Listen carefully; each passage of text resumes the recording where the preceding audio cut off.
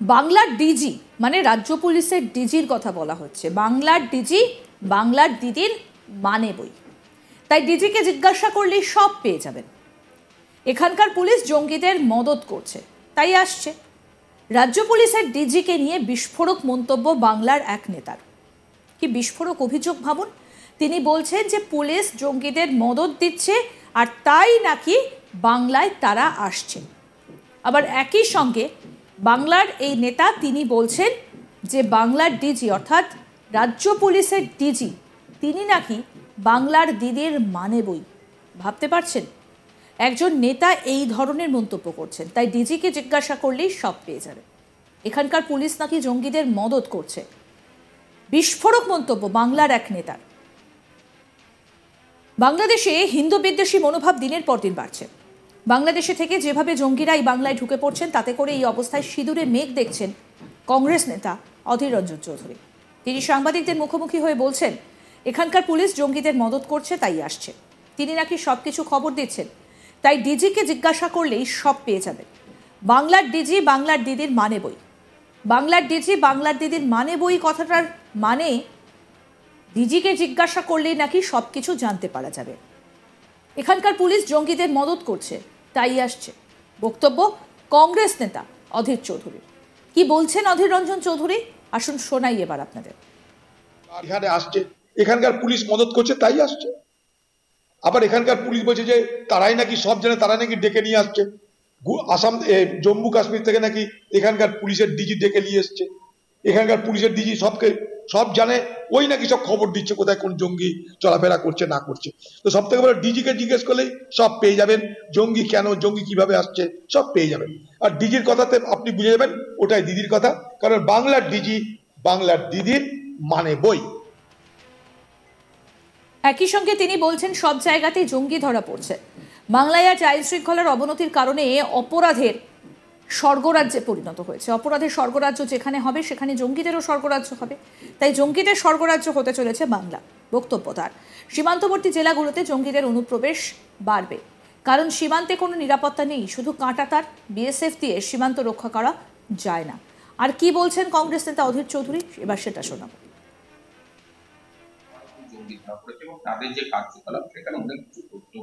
দেখুন, শুধু এই জেলায় জঙ্গি ধরা পড়ছে তা নয়, ন্যারেটিভ তৈরি করার সময় কতটা জিনিস বুঝতে হবে। ত্রিপুরাতেও জঙ্গি ধরা পড়েছে, আসামে জঙ্গি ধরা পড়েছে, বাংলায় জঙ্গি ধরা পড়েছে, জম্মু কাশ্মীরের জঙ্গিকেও বাংলায় ধরা। শুধু আমাদের জেলাকে টার্গেট করা হচ্ছে কেন? জঙ্গি কি 24 পরগনা ধরা পড়েনি? জঙ্গি উত্তর বাংলা ধরা পড়েনি? জঙ্গি সব জায়গায় ধরা পড়ছে। সারা বাংলা আজ আইন শৃঙ্খলার অবনতির কারণে অপরাধের স্বর্গরাজ্য হয়েছে। অপরাধের স্বর্গরাজ্য যেখানে হবে সেখানে জঙ্গিদেরও স্বর্গরাজ্য হবে। তাই জঙ্গিদের স্বর্গরাজ্য হতে চলেছে বাংলা। পাশাপাশি আসামও আছে, পাশাপাশি ত্রিপুরাও আছে।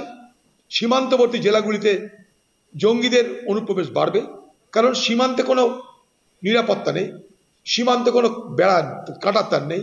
পাশাপাশি আমার যেটা বক্তব্য, শুধু কাঁটাতার দিয়ে বিএসএফ দিয়ে সীমান্ত রক্ষা করা যায় না।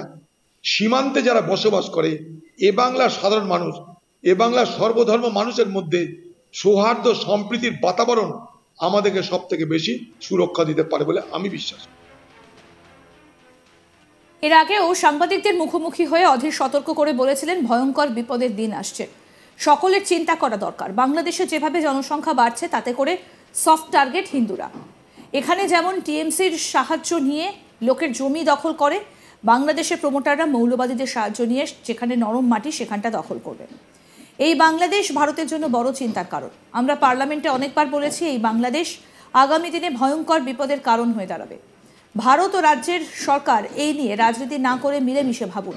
মানুষ সমাজ না থাকলে রাজনীতি থাকবে না। আগামী দিনে ওরা বাংলাদেশের সীমানা বাড়াতে চাইবে, এতে করে তারা মুর্শিদাবাদ মালদা দাবি করবে। আমার এই কথা মিলিয়ে নেবেন, আগামী দিনে বলতে পারে মুর্শিদাবাদের 70% মুসলিম, তাই এটা বাংলাদেশের অংশ।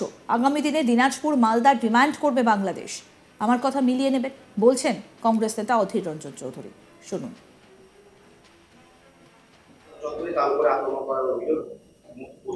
আমি আবার বলছি, এই বাংলাদেশের আজকের যে সরকার তাদের উপরে আন্তর্জাতিক চাপ সৃষ্টি করা হোক, প্রচন্ড চাপ সৃষ্টি করা তাদের উপরে। এটা একটা ঘৃণ্য চক্রান্ত চলছে ভারতবর্ষের বিরুদ্ধে, এবং সেই ঘৃণ্য চক্রান্তে বাংলাদেশের মৌলবাদ, পাকিস্তান এবং চীন সঙ্গে আছে। এটা দেখতেন হয়তো এইটুকু জায়গা, একটা চিন্ময় কৃষ্ণদাস, ওগুলো কিছু না, ওগুলো সিম্বলিক। এই বাংলাদেশ ভারতবর্ষের জন্য বড় বিপদের কারণ। অনেক আগে বলেছি, আজও বলছি, আমরা পার্লামেন্টেও কতবার বলেছি, ভারতবর্ষের জন্য এই বাংলাদেশ আগামী দিনে ভয়ঙ্কর ভয়ঙ্কর ভয়ঙ্কর বিপদের কারণ হয়ে দাঁড়াবে। ভারতবর্ষের সরকার, রাজ্যের সরকার রাজনীতি না করে মিলে মিশে ভাবুন। মানুষ না থাকলে রাজনীতি থাকবে না, সমাজ না থাকলে রাজনীতি থাকবে না। আগামী দিনে ওরা চাইবে এক্সটেন্ডেড বাংলাদেশ। একটা জার্মানির শব্দ হচ্ছে লেবেনশ্রাম, অর্থাৎ বাংলাদেশের ভূগোল বাড়াতে চাইবে। যেমন আজকে Israel, Palestine, West bank, Golan Heights, এখন আরো ভেতরে ঢুকতে চাইছে, ভূগোল বাড়াতে চাইছে, ভূগোলের এলাকা বাড়াতে চাইছে। ঠিক আগামী দিনে বাংলাদেশ এই কাজটা করবে, তাদের ভূগোল বাড়াতে চাইবে। তাতে মুর্শিদাবাদকে দাবি করবে, তারা মালদাকে দাবি করবে, মিলিয়ে নেবে। এগুলো আমার কথা। এটা হচ্ছে লেবেনশ্রাম, একটা জার্মানির টার্ম আছে। অর্থাৎ তুমি তোমার ভৌগোলিক আকার আয়তন বাড়াও। আগামী দিনে এরকম বলতে পারে যে মুর্শিদাবাদে 70% মুসলমান আওয়াজ উঠাচ্ছে, অতএব এটা এক্সটেন্ডেড বাংলাদেশ।